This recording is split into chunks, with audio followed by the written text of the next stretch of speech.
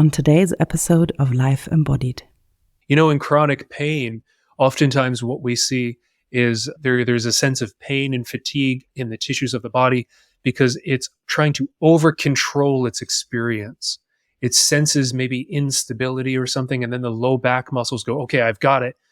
Ooh, and really contract hard to over-stabilize, quote unquote, narrow its experience because it's so afraid of what will happen outside of the control because it's been hurt before. And the same thing can happen in the mind. It's like, wow, it's a little too dangerous and spicy and variable to live out here. And so if I narrow my definition of the world, everybody is self-serving and terrible and mean-spirited. Boom, narrow the world. There's a protective quality to that too, because it kind of sucks. It's kind of a tough way to live and it's not that great, but it's more predictable and there's more control. Yeah. And there's something about it that, is protective and solves a problem. It comes with a lot of collateral costs. It's hard on the system, but it does solve the stability protection problem.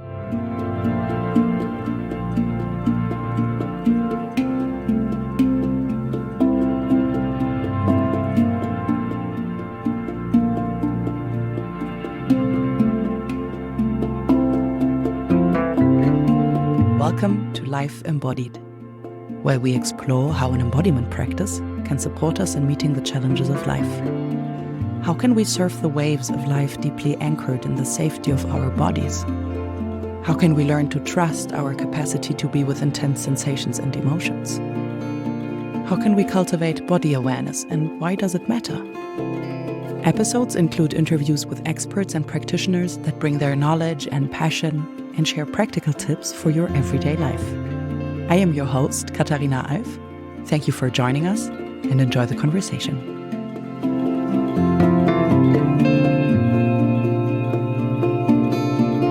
Welcome, everybody, to today's episode. Today's guest is Dr. Matthew Tolstoy. Matt is a somatic experiencing practitioner and licensed pain rehab clinician. He holds a doctor in Chinese medicine and acupuncture. With this combination of approaches, he supports people recovering from chronic pain, as well as anxiety and post-traumatic stress. What might interest the motorcycle riders among you is that Matt has a special movement training specifically for motorsport athletes. I took notice of Matt on Instagram, where I appreciate his non-bullshit and thorough approach to the complex problems that make people suffer.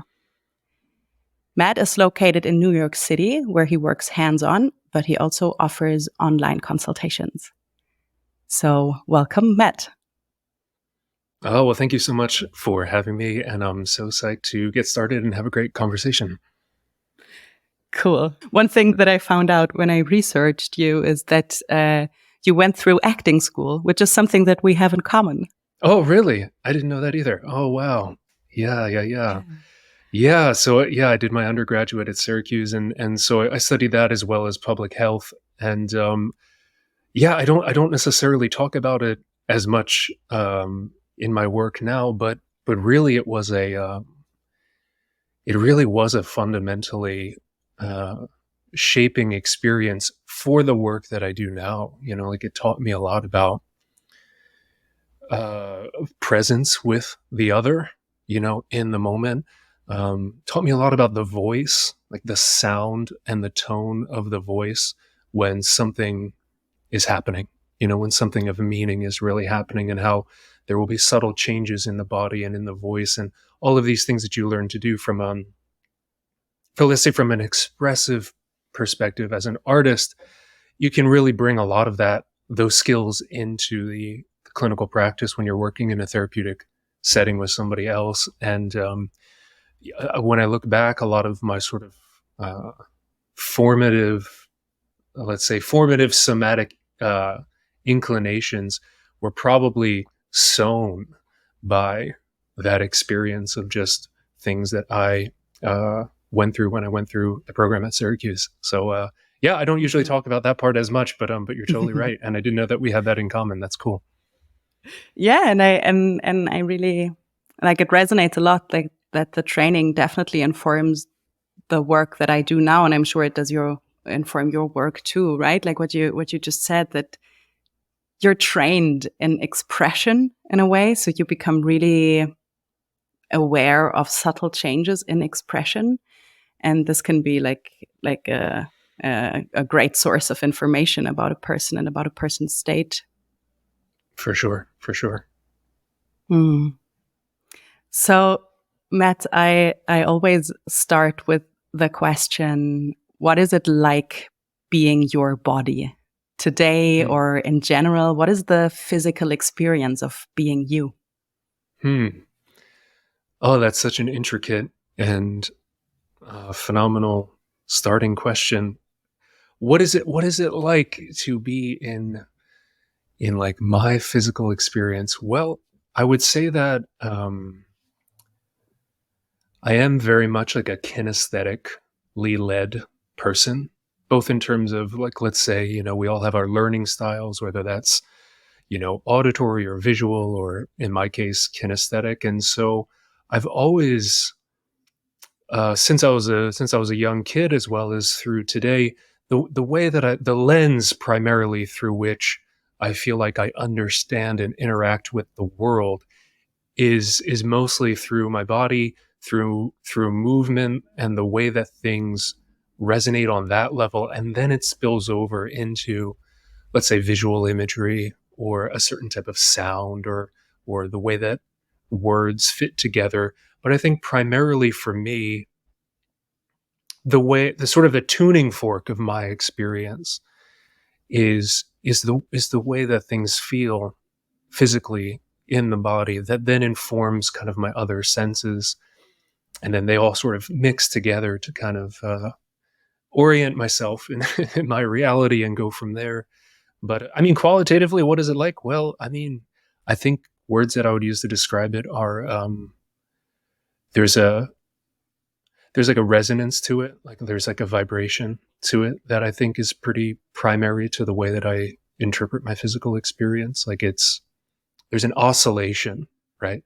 That I think when I sense in and really pay attention to my experience, something that feels most distinctly like, that is recognizable to me as me, is that there is like an oscillation and a sense of movement in the body that I think, when I'm really feeling in tune with myself, I sense that a lot. And that's also one of the markers of when I'm kind of going off the rails a little bit and getting maybe a little bit stuck in a response, or dialed up, or need some rest or something, that experience kind of goes away. But that would be the way that I would describe what it's like to be in here. Mm. Oh, beautiful. Yeah, really, really appreciate this phrasing and how you say that it's already a feedback of how in tune are you with yourself or with the situation you're in.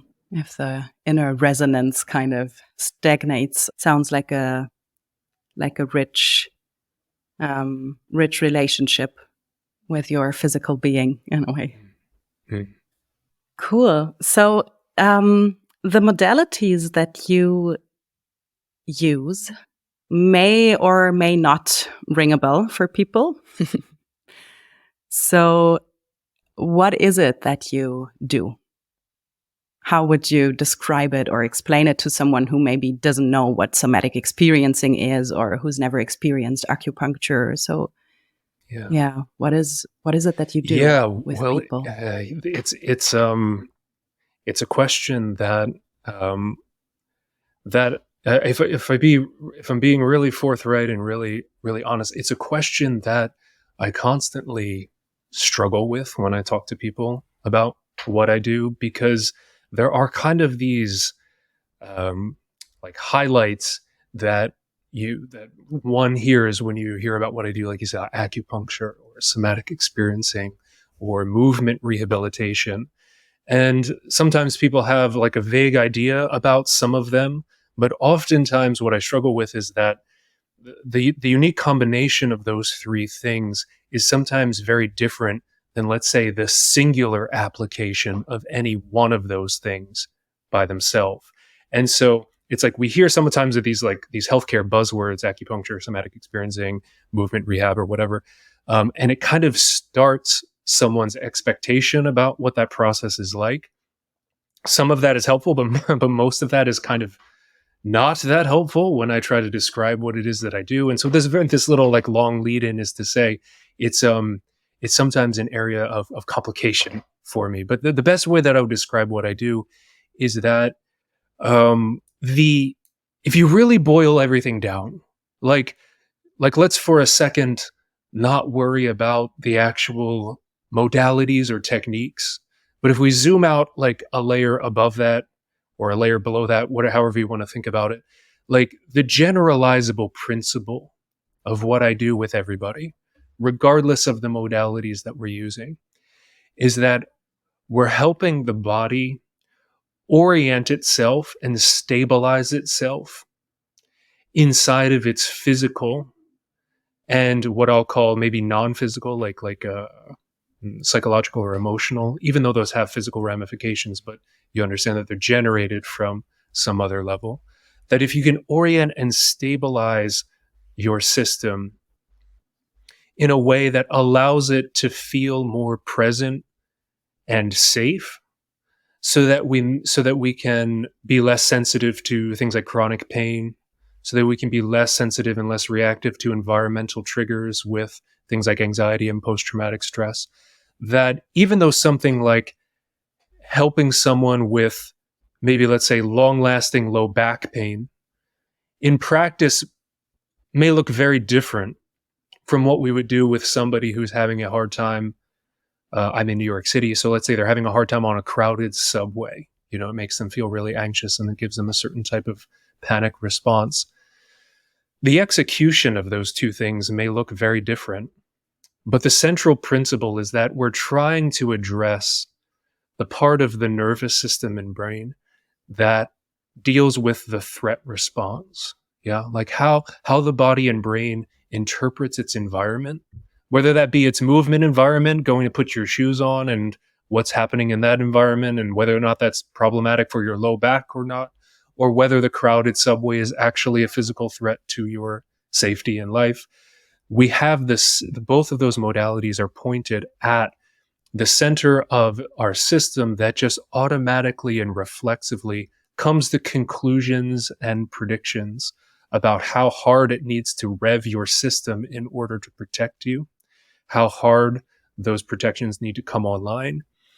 And in the cases of people who come to see me with those types of problems, we're trying to recalibrate those things so that your quality of life is just a little bit more sustainable and a little bit more engaged, where those responses are not driving so hard. And so even though it may seem really, really disparate, like someone has shoulder pain or neck pain or has a concussion or something like that versus somebody who has what we would traditionally call more psychological symptoms, there's really a strong overlap between the two when we look at them through a somatic lens or an autonomic nervous system lens. And so that's kind of the thing that unifies all the stuff that I do. So I'll pause there because I know that's kind of that's a bit of a circle and a journey to go on. But that's kind of the first pass of how I've ended up doing what I do now. Mm. Yeah. Yeah. Can I ask you something personal about this? Yeah, of course. I read that your dad is a veteran and he went to war, and that you growing up like experienced the stress he carried with him. And so I think you probably have a very, very personal, very personal experience with what it might look like if someone is not oriented and stabilized in reality and not present and safe, but we're kind of like just like the everyday life is perceived as a threat in a way.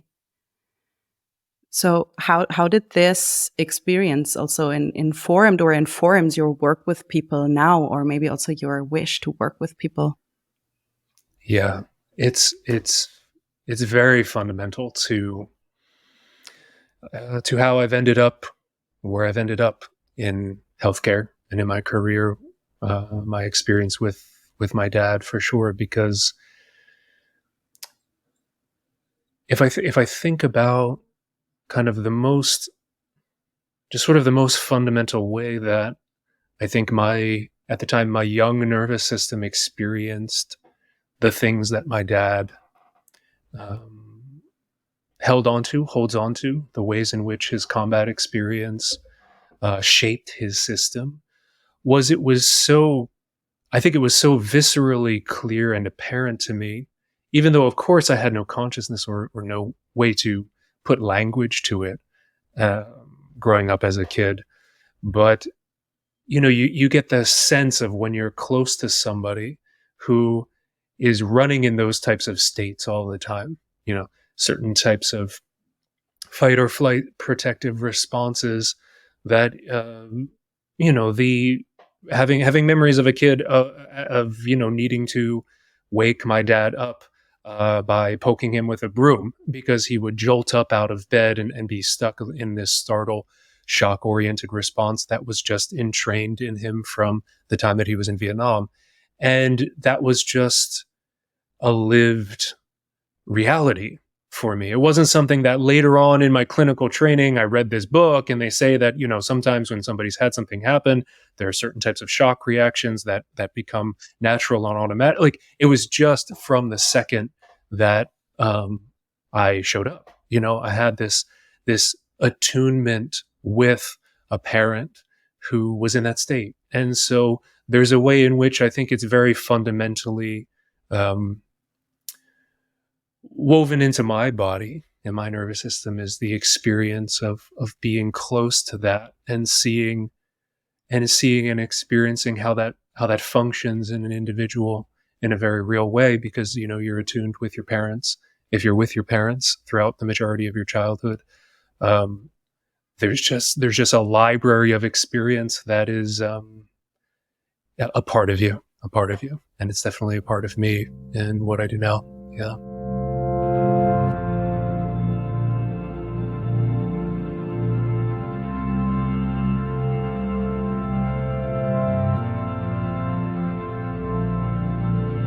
What I see you express a lot in your online content is,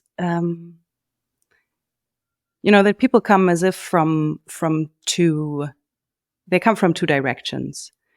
They either look as the body as a machine that is not working properly and that needs fixing, and they have a very mechanical view. And then on the other hand, there are many people where symptoms are read as an intelligent language of the body trying to talk to you, or the wisdom of the body creating symptoms to communicate.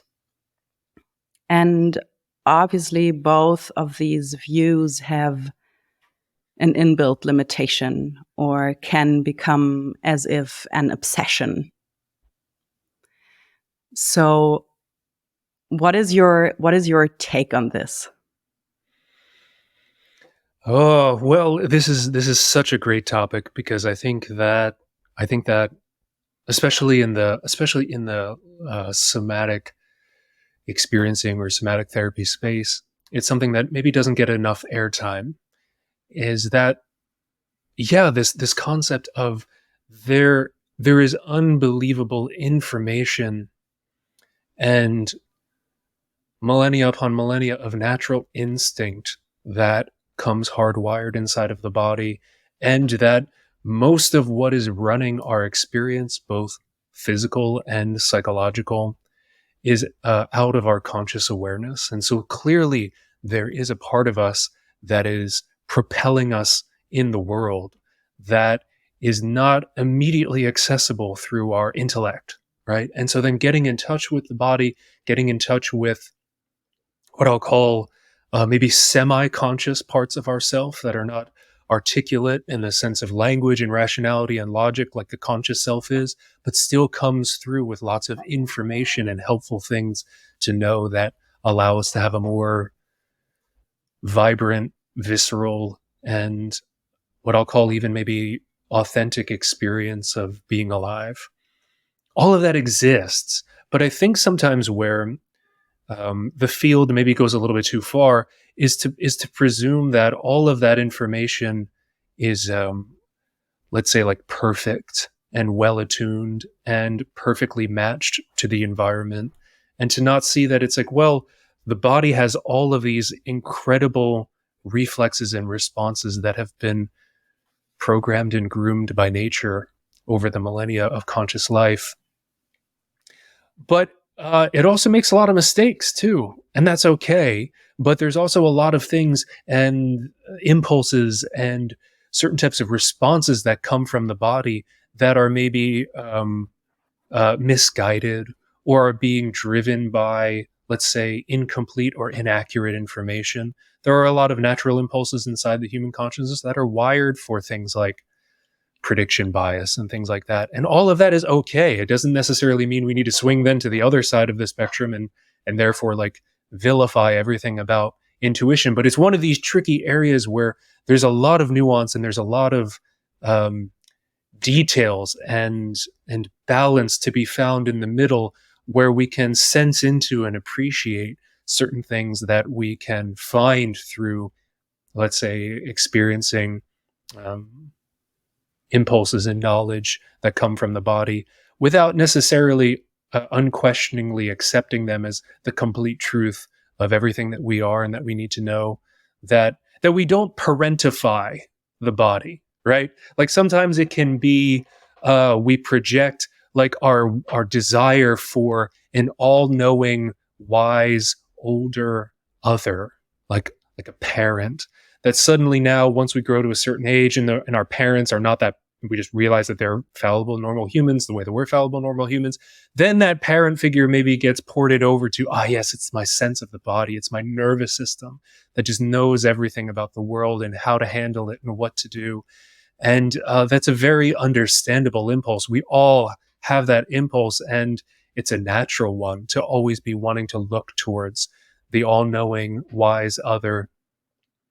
But we can also learn that it's like a young part of ourself that's then running our experience, and how maybe we can have a different relationship to that desire, and to understand that there's like incredible knowledge and wisdom that can be found inside of our physical experience, inside of our intuitive experience, without needing to take it all completely seriously at face value and never investigating it at all, and to just sort of let it run our experience. So that's kind of the general way that I see it, is that there's a lot of truth on both sides, and navigating that can sometimes be difficult, especially in a healthcare landscape that encourages extremist thinking on one side or the other. But to find that balance between the two is, I think, really important.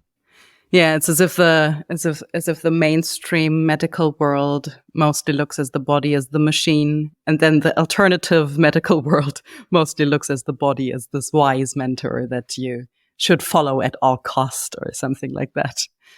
So it's definitely time for the two to have a love child. Yeah, for sure. Because I think one of the things that gets also a little undersold about, the body always knows, is that, well, also the body has been groomed and shaped for the overwhelming majority of natural selection for a completely different environment than we find ourselves in now in the modern world. Like the body hasn't even caught up to agriculture, right? Like agriculture alone has been a tremendous shock to the body, because we are pretty much anatomically the same as we were 40,000 years, plus or minus a few thousand years. That it's just the recent advent of being able to plant and farm things 5-ish thousand years ago is an unbelievable change that our body is still trying to catch up to.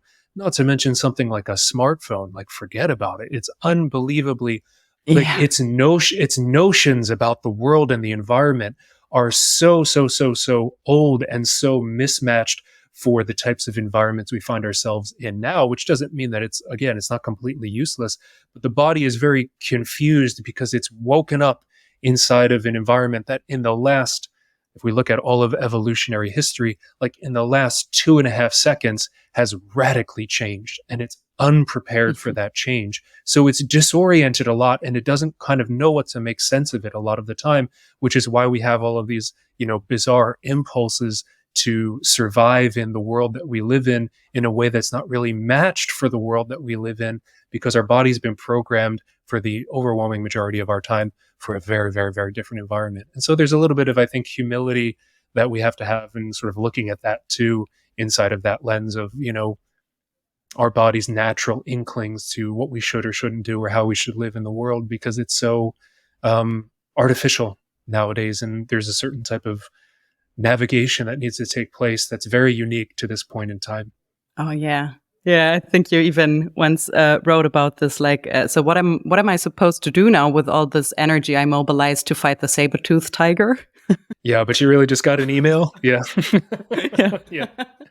Yeah, exactly. Exactly. Yeah, we don't have a circuit yet. We don't have a circuit yet for the stressful email. You know what I mean? We only have the saber-toothed tiger attack circuit. And so that's just a little hard when the majority of our threats on an everyday basis are mostly, email. It's hard. It's a mismatch of what our system was groomed for versus what our system is being presented with. Yeah. Yeah. Yeah, and I think it really touches on this topic of, so what is intuition and what is actually me being triggered? Like, I experienced both of it in the inside. It's an internal response to reality, and how do I differentiate then my intuition that is spot on, that is perceiving something that I might not consciously understand or cognitively understand, but my gut feeling is telling me, oh, something's off. And where is it just me being triggered by something completely harmless and actually harmless, and I'm just overreacting in a way? So I think this is an evergreen question in a way. Absolutely. This is something that I spend a lot of time in the office working on with a certain percentage of the people who find their way to me, because a lot of the people who find their way to me have come from some branch of wellness culture. And oftentimes this concept of, always trust your intuition. Your intuition is always right. There's something smarter than you telling you these intuitive impulses, and you should just always listen to them and learn what you can from them. And having that sort of kind of work out, but then in other ways harm the person. It's something that I spent a lot of time in the office talking with people, and I think it's a great topic to discuss further, because it's a great question. Like, it doesn't take a lot to have an intuitive feeling about something.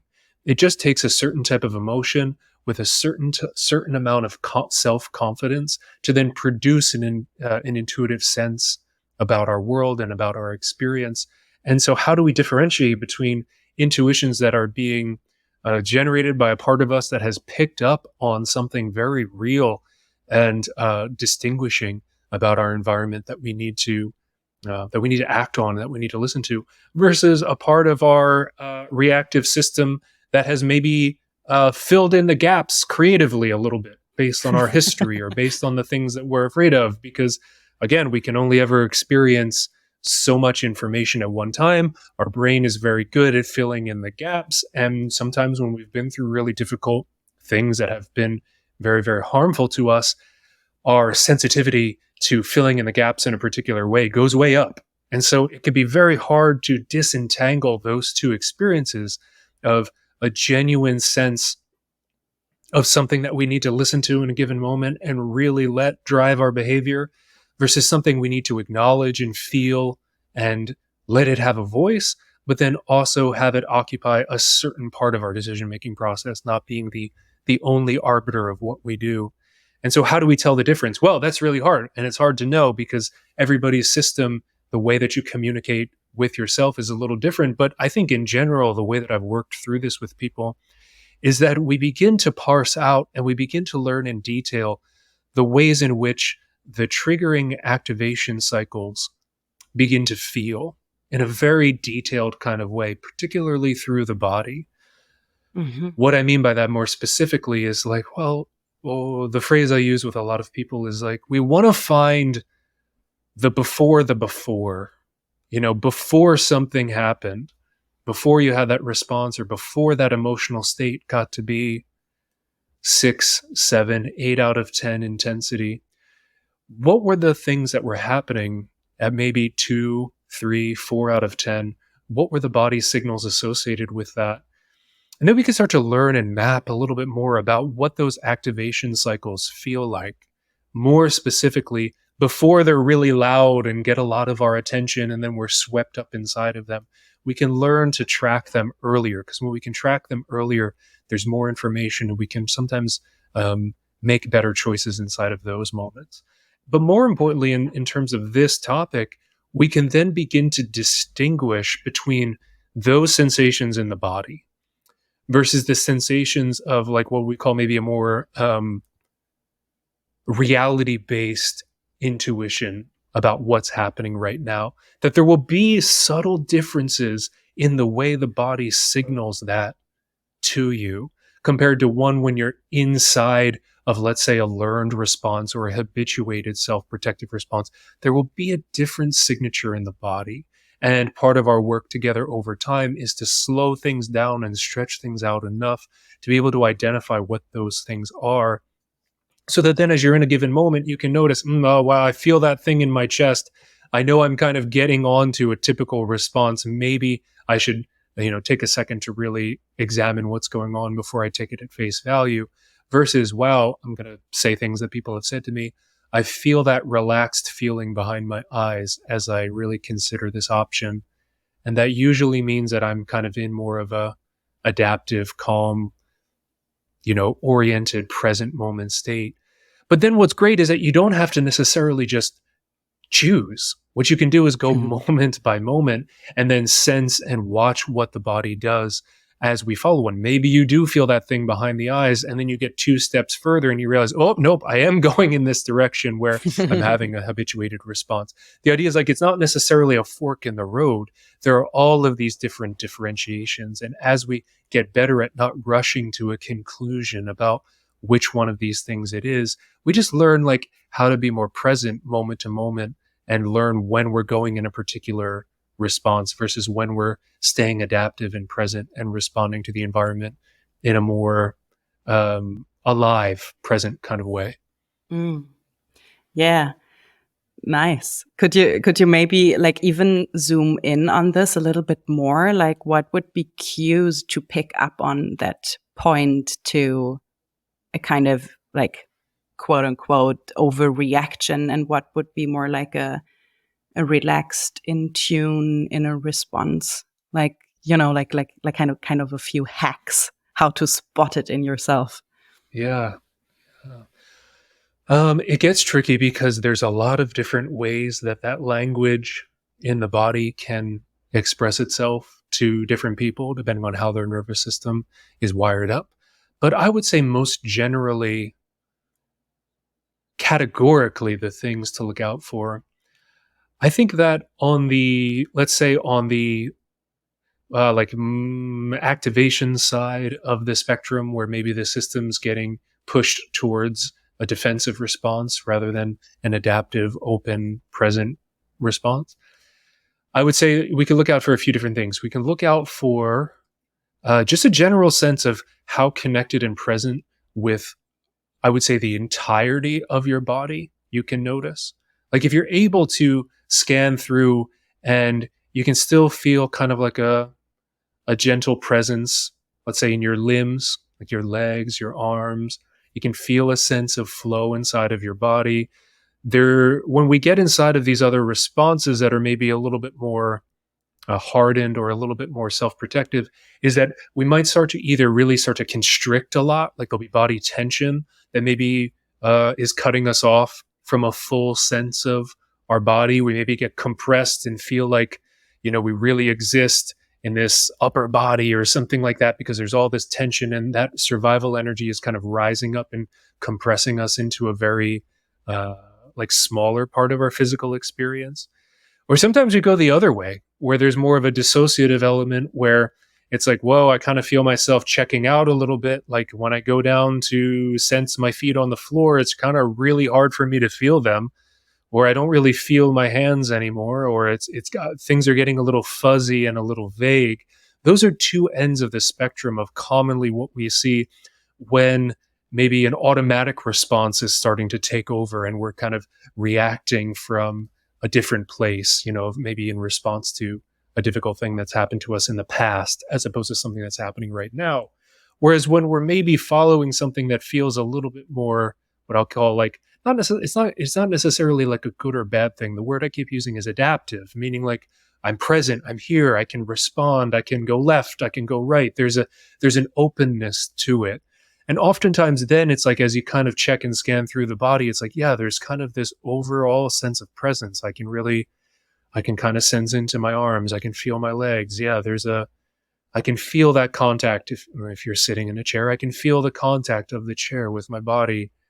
There's a level of connection to your internal life as it relates to the environment together, that when you're really there with yourself will be online and present. And that maybe that's a thing to follow, because there's just simply more of you here. There's more of you here living, making that decision moment to moment, as opposed to maybe less of you that's being constrained through the muscle tension, or less of you because we've kind of checked out and left half of the body through dissociation.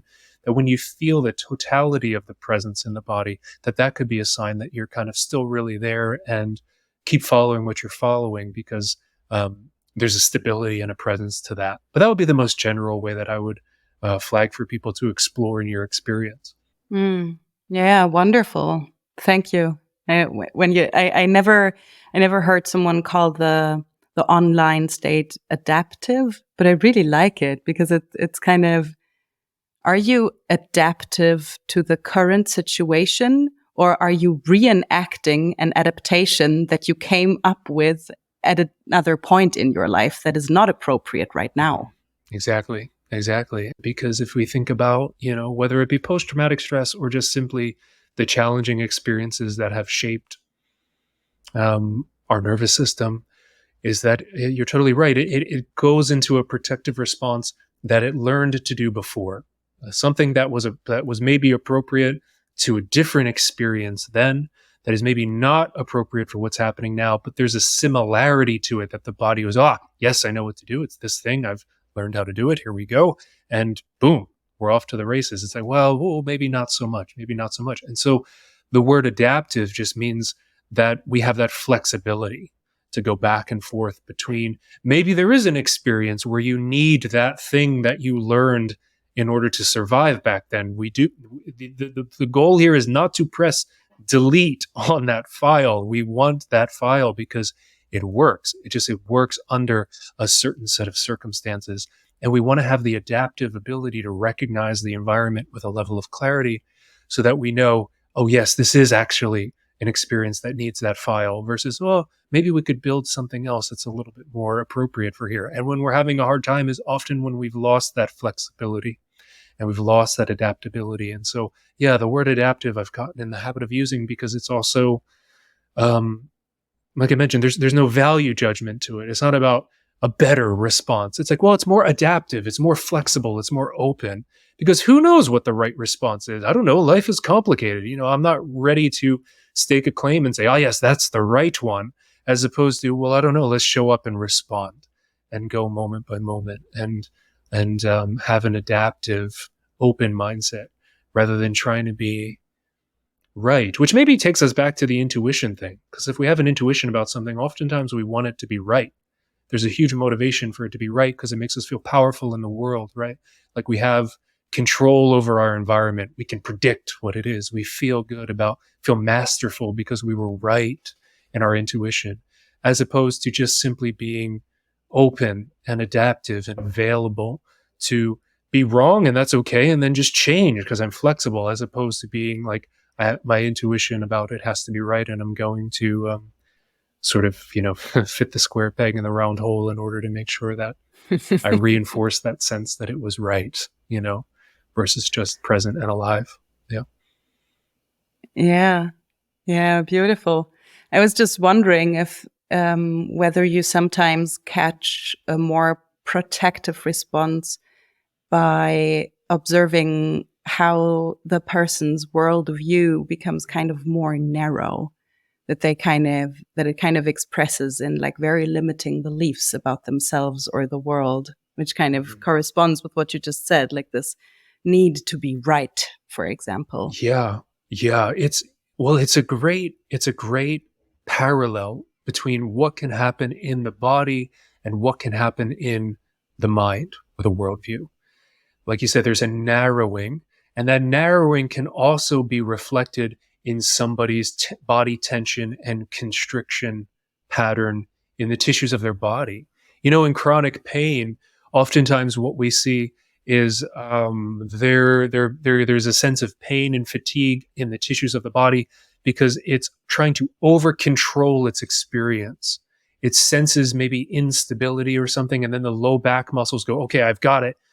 Ooh, and really contract hard to over stabilize, quote unquote, narrow its experience because it's so afraid of what will happen outside of the control because it's been hurt before. That we've had that experience of you go to pick up the thing, or you stepped off the curb a weird way, or you missed that last step, or whatever the thing that happened that really shocked the system from a pain standpoint.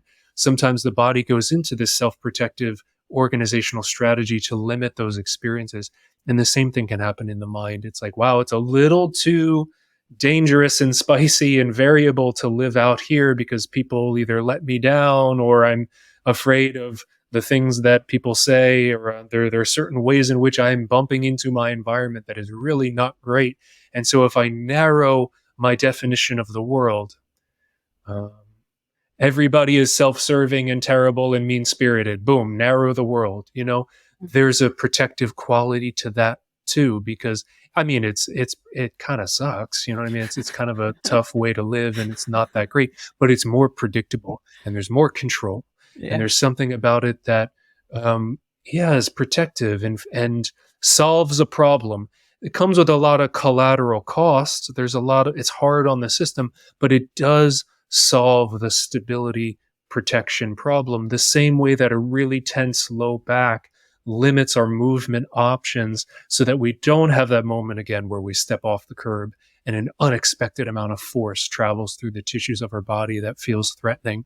It's the parallel between the two, but that narrowing of experience and that hardening and lessening of flexibility, lessening of adaptability is one of the ways that that our system learns to protect itself. And the parallel there between the two is very strong. Mm-hmm. Mm-hmm.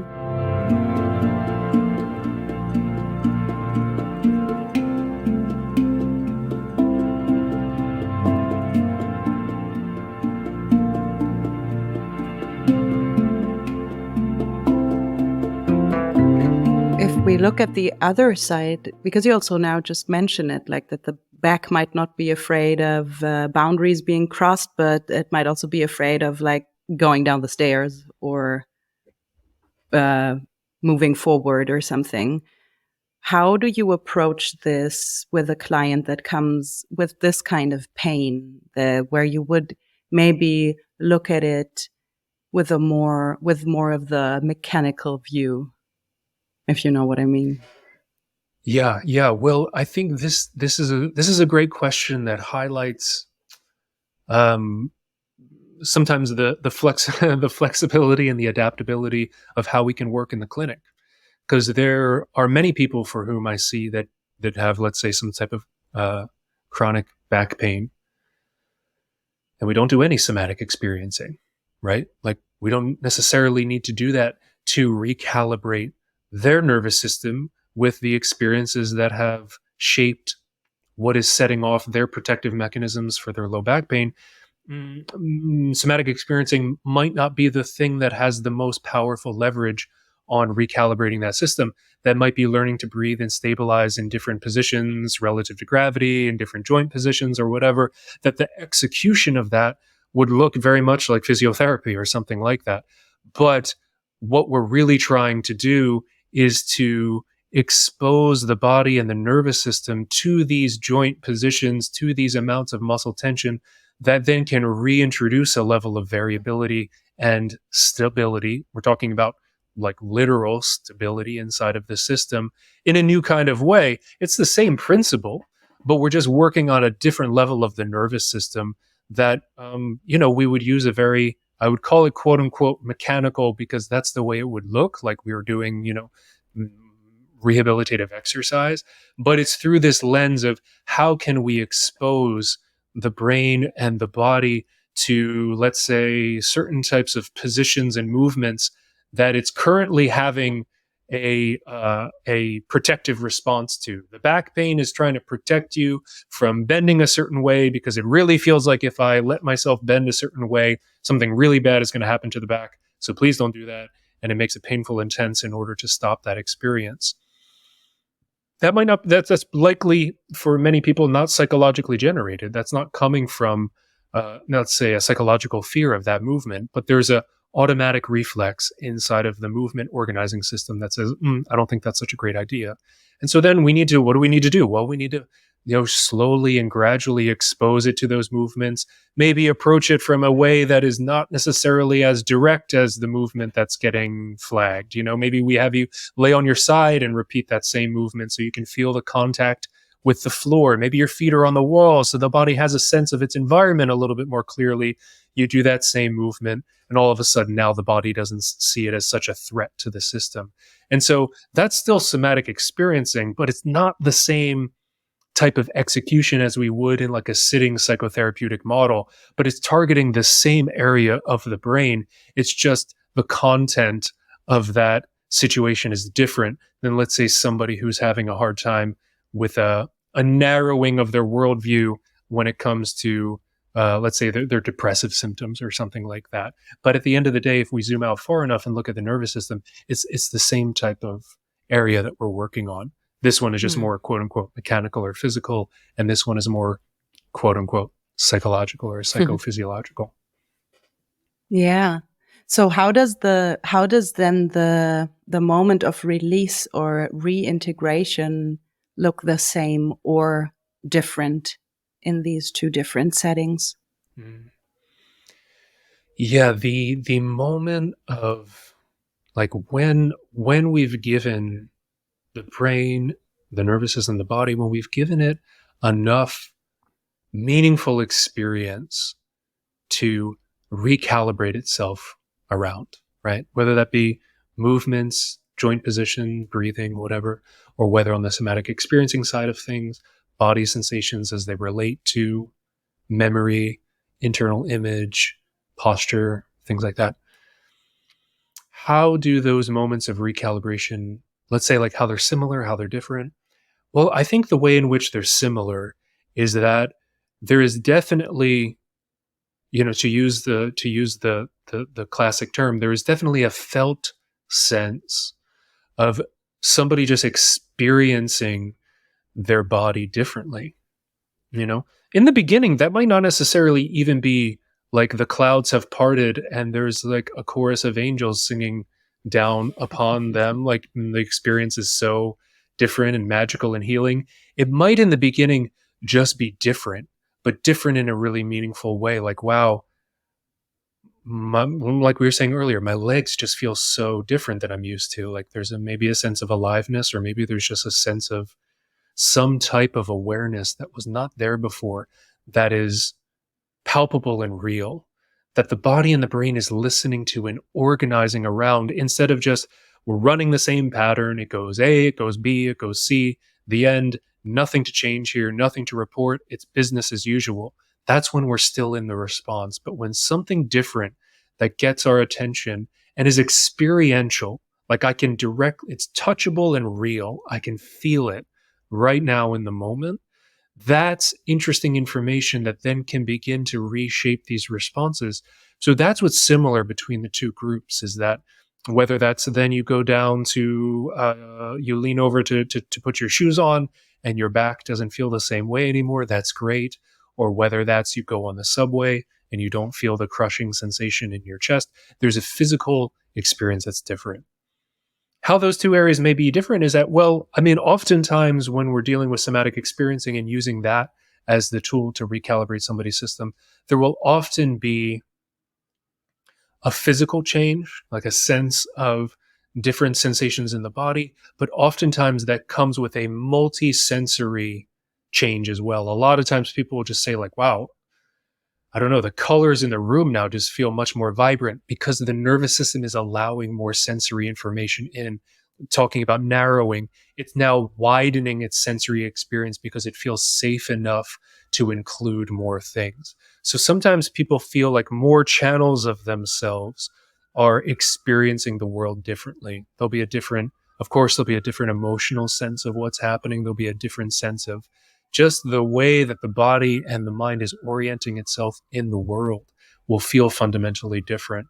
Whereas with chronic pain, there might be all of those layers at the same time, depending on somebody's pattern. That's not unheard of. But it might be just a little bit more on the level of sensation, like, wow, my back feels lighter and like I can move a little bit better. And sure that there are upstream effects to that. Of course, people typically feel a little bit better about their experience on an emotional level, but it might not necessarily be as palpable and as real as, let's say, just a greater sense of freedom and ease in the body. So there's some similarities and there are also some differences depending on which tool we're using to access that type of change. Yeah, cool. I've just had a really interesting experience myself because I on and off struggle with back pain myself. And I definitely already uncovered a lot of like super old and deep patterns around it that go into my childhood and, like received many sessions on it. There was a lot of emotional release and still the pain comes back. Like, what the? And what I just recently experienced is because I was suddenly in intense pain again, which was like a habituated reaction to something going on. But then the pain was there because I cramped so hard that, now the body was just in pain, even though I resolved the situation in my life. The pain just was like, oh God, I'm so sore now.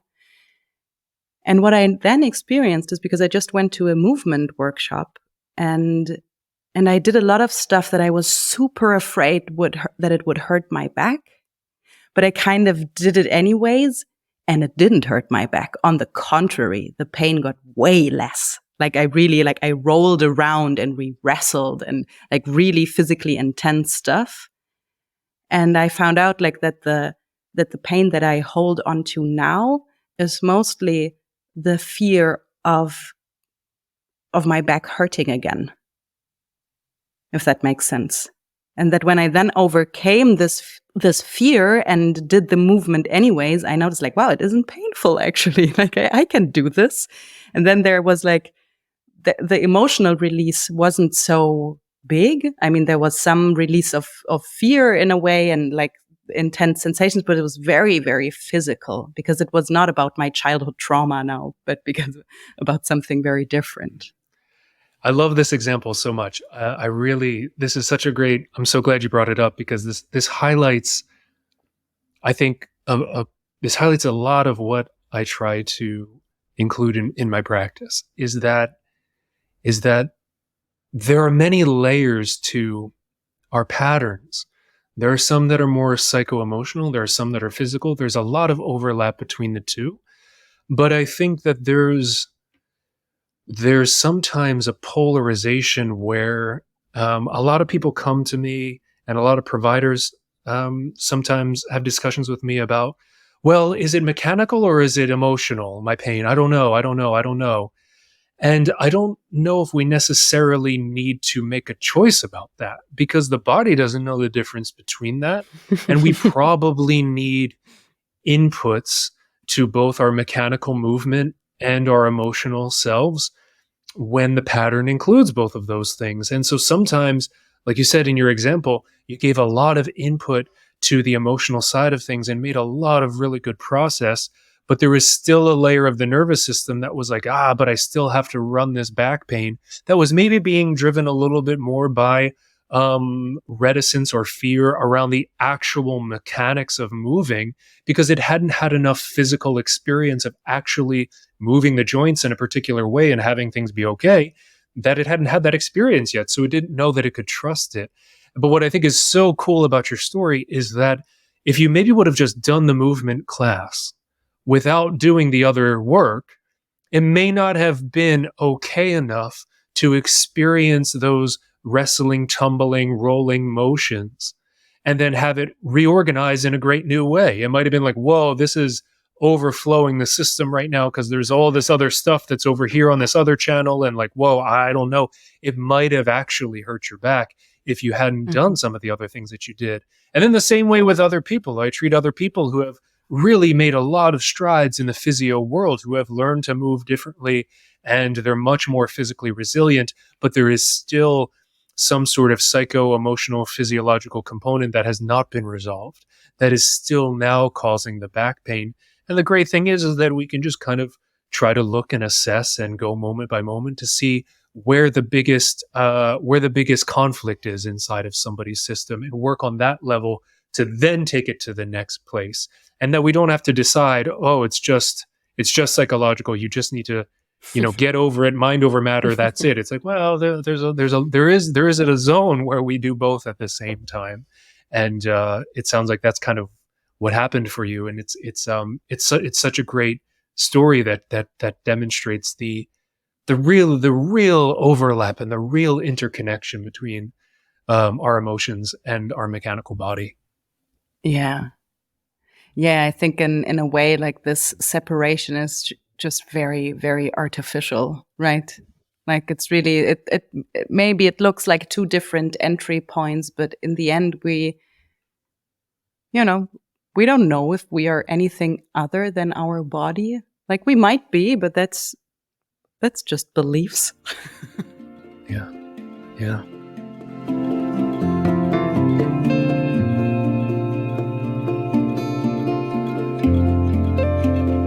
I'd like to pull up a quote.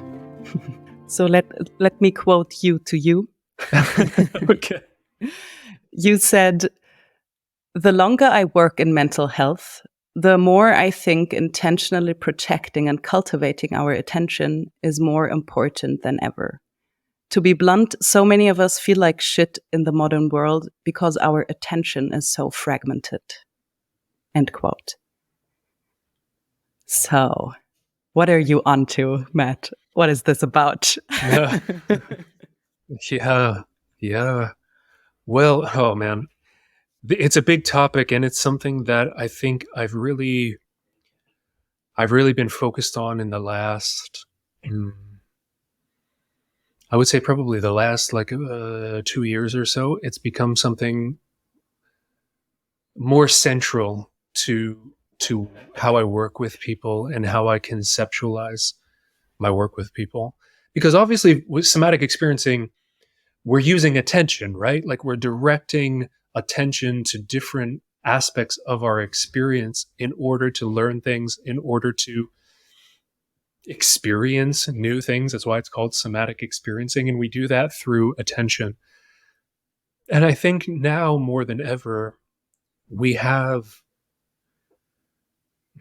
we have the strongest, most well resourced companies in the world pointed at monetizing our attention in a way. Speaking of like what the body is prepared or not prepared in the environment for, we are completely unprepared, biologically speaking, for the complete assault on our attention that things like social media, surveillance capitalism, and all of these things that make up so much of our modern digital experience, that serve to fragment, break, direct, redirect, make extreme our focuses of attention. And I think it's a huge area that is having such a global impact, not just global in terms of the whole world, but a global impact on every individual's life who engages with these types of attention seeking forces. Because it changes the lens through which we experience the world. If we can only experience the world through fragmented chunks of attention, I think the latest research on people who work in like a regular 9 to 5 office job where you're on a computer is something like, on a good day, you are interrupted every 3 minutes, or you change tasks every 3 minutes. And that might be kind of like generous in terms of how long you're able to go without somebody interrupting you, you getting a certain message, a personal text message comes through, a different type of notification pops up, that we're training our attention to only ever be focused on something for a certain period of time, which I think of course, there's maybe the typical, it gets repurposed in the productivity realm of like, well, then you're not as productive as you could be, which I think, sure, that's one branch of it. But I think from a more healthcare oriented thing is that it makes it really hard to let meaningful experiences land inside, because it's hard. We're training our attention to not really stay with things, that when we're trying to repair a relationship with somebody close to us, or we're trying to have a different relationship with rest and recovery, it becomes very difficult to even experience those things in a real way. Like, they don't feel real anymore because it's so broken up by the way that our world is training our ability to be with something in a meaningful way. There's not a lot of incentive anymore to be with something in a meaningful way because, again, things are really monetized around switching to the next thing, switching to the next thing. And then I think that it has a really, really strong pull on our mental health because we're not able to let these resources land inside of us. We're not able to really feel the sense of support, whether that be social support or personal support, or just the things that make us feel grounded in our experience, that kind of have like a pale, abstract quality rather than a visceral, real, touchable experience to them. And I think that it's really doing us a lot of harm. And learning to engage with that in a conscious way is so important, because there are a lot of things that are consciously aimed at fragmenting our attention. And so it's kind of our responsibility now to have to sort of counteract that. Otherwise we just sort of ride this momentum of somebody else's business model, Yeah. Yeah, absolutely. Yeah, thank you for laying this out so clearly. So I do have a little request, but before I come up with that, is there anything that I did ask you that you would really like to speak on that kind of gets you going at the moment, that is your favorite topic, or that you would just like to nerd out about? Oh, my favorite topic. Yeah. Well, something that you might end up cutting this because it gets a little technical and might be not that interesting to many people, but something that I sort of I spend a bit of time learning about, and like activates the nerdy part of myself is a bit about how the brain structures consciousness and how it structures our experience of the world. And something lately that I came across in terms of like our latest models of understanding like how we see and experience the world was different than what I had learned, several years ago, about how it's like, hey, yeah, the brain experiences all of our sensory data and then comes up with like a picture of the world, like we see the tree, we see the doorway, we see the things that make up our world because light hits our eyes, and then we make sense of that, and our sensory system touches things and we make sense of that. And that's how we build the world, is through our sensory information. And while that's still true, there's been some really interesting research that's come out that says that really it's a lot more what we call top down rather than bottom up. Bottom up meaning what we feel through our body comes up and goes to our brain and then we process it, versus something coming from our brain that then gets filtered down into what we're experiencing in our body. And what we're learning is that the brain has all of these predictive models about the world, about just what it expects to see or what it expects to experience based on our life. And that there are actually like 10 times more connections coming from like the front part of our brain that makes predictions and thinks about things and has like a picture of the world, has a prediction about the world. There's like 10 times more projections from that part of the brain to our visual area than what our eye says to our visual area. So what we can do is we can literally learn to see the world differently by learning and changing our perspective, because our vision and what we see in the world, the way that the world presents to us, is mostly filled in by a prediction model. It's not actually what we're literally physically seeing, because we don't have enough brain hardware to process all of that sensory information directly. There's only a very small area of our eye that can see detail, and most of like our peripheral vision and things like that is being filled in with like a fabrication from our brain, which, like, for example, if you take like a color and put it at the very, very, very edge of your peripheral vision, like just at the edge, you'll be unable to tell what color it is, not because you're colorblind, but because we literally can't process that visual information. And the color you think you are seeing in your peripheral vision is actually made up by the predictions in your brain. It's not what the eye is literally seeing. And so it speaks to this thing about how much our reality is created by our expectation of our reality, even in a very physical kind of way. And part of what I do in the work with, and part of what I do in my work with people, is to learn to recalibrate those predictions about reality so that it serves you a little bit more in your quality of life, and it serves you a little bit more to just like feel more present and stable and adaptive, because our brain is working so hard to fill in the gaps. And it's also just kind of wild to me that that's how it is, that like our brain is really just making it up as we go. And then there's like these little error corrections that show up where our sensory system says, oh, actually, that little part of your prediction was a little wrong. Please update it. But like, we're mostly run by the prediction. And then there's like a little bit of these fine tuning things that come in through our senses that we're mostly driven by the model. We're not really driven by the senses. The senses just sort of serve to update the model. And that's like crazy to me, that we're really living inside of our own hallucination, but that it just sort of kind of maps out to other people's, and we kind of can functionally exist in the world. It's like unreal to me. But that's sort of the nerdy thing that I've, been spending some time reading and learning about, that, it's a little bit off the deep end, but no, I love it. Holy shit. I mean, thank God for the plasticity of our brains, right? I mean, we'd be stuck in hell. Yeah. Wow. Yeah, thank you. Thank you. Really appreciate it. So here comes my request, yeah? What is a first step or a low-key practical thing that people can do to go from protective to adaptive? Well, I think one of the first steps we alluded to earlier when we were talking about learning the physical signature of how your body goes into some of the self-protective learned responses.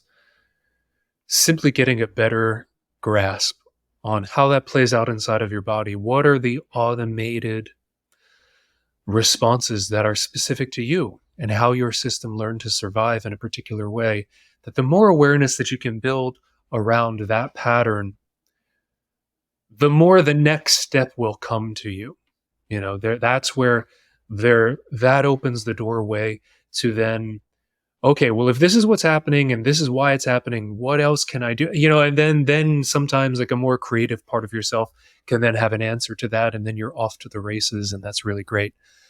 But I think, what are some other beginning steps around that? I think in addition to learning the physical steps that are happening for you, I think you can work the other side of the spectrum as well. What I mean by the other side of the spectrum is learning the physical signatures around how your body likes stuff, how your body feels rested and stable and safe and secure, even if it's in a very subtle way. Because I work with many people that say, yeah, I never feel like that. So what do you want me to do? I don't, even when I'm at home by myself, there's a quality to it. What do you want me to do? It's like, that's okay. It doesn't necessarily need to be the most profound, earth-shatteringly positive experience of your life. It can even be something like, an example that works for a lot of people is like, even if you like music and you have music you like, put on music that you like and just watch how you like it. Like, how do you even know you like it? Is the question that I ask a lot of people. Not like in a, gaslighting kind of way, like, oh, maybe you don't really like your music. No. Of course you like it. But like getting curious about how does my system signal back to me like, oh, this is good, like I like this? Is there a, I don't know, is it easier to take a breath and you feel your body expand a little bit more? Do you give your weight into your chair a little bit more easily so that you're just supported? Is there a, I don't know, a relaxation across your forehead? Like, it doesn't matter what it is, but just like engaging with something that you like. Eat some food that you really love and just watch yourself engage with the sensory experience of how you like it. Because then we begin to recognize both sides here. We begin to, yes, recognize the way in which your system begins to tell you it's maybe going into a certain type of unhelpful, misattuned, learned response to protect you. But then there's also ways in which you can learn to recognize the ways in which your system says, yes, I want to go towards this experience more. And for people who are really struggling, that might be very, very quiet to begin with.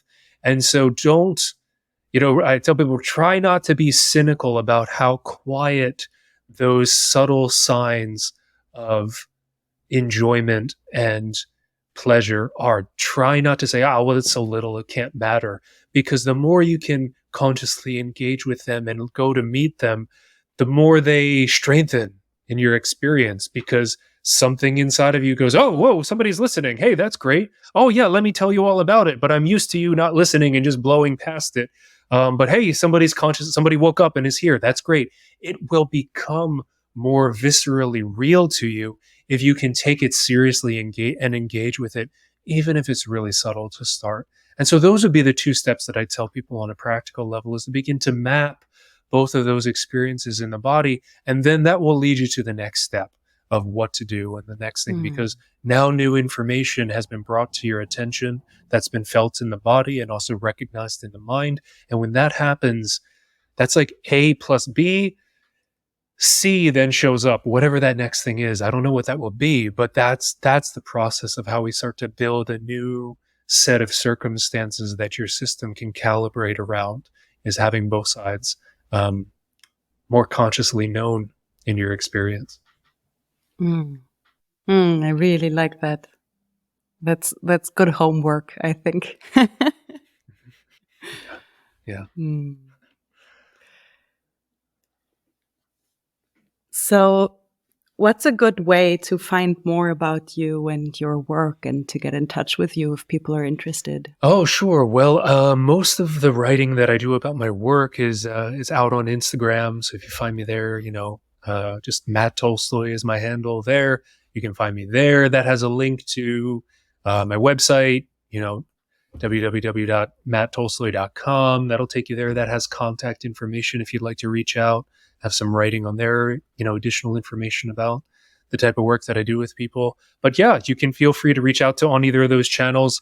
I always love getting, either questions or spurring conversations about this type of work, because it's a little bit outside of like the normal thing that people engage with when it comes to certain parts of healthcare. So it's great to sort of begin to increase awareness around that these types of practices exist, and what are they and what do they do? And so, feel free to either reach out on Instagram or through the contact form on the website if you have questions or anything like that, because I'm always happy to chat about it, because it's, this is part of like a new area of healthcare that's becoming a little bit more mainstream. So always happy to have conversations about this kind of stuff. Yeah, for sure. For sure. And there are many interesting topics that we didn't touch on today. So I might have to ask you back on. Oh, I would love that. That would be so great. Cool. So yeah, thank you so much for your time. This has been amazing. Oh man, thank you so much. This was really great. I appreciate everybody listening. This was really fun. So guys, you heard the doctor. Off you go and do enjoyable things and notice how you like them and how that feels in your body. Isn't that a great homework? Thank you so much for listening. I hope you enjoyed our conversation. I sure did. And if you in general like the podcast, I'd be so happy if you liked, subscribed, shared, left a review. It means a lot. Hopefully see you back in 2 weeks.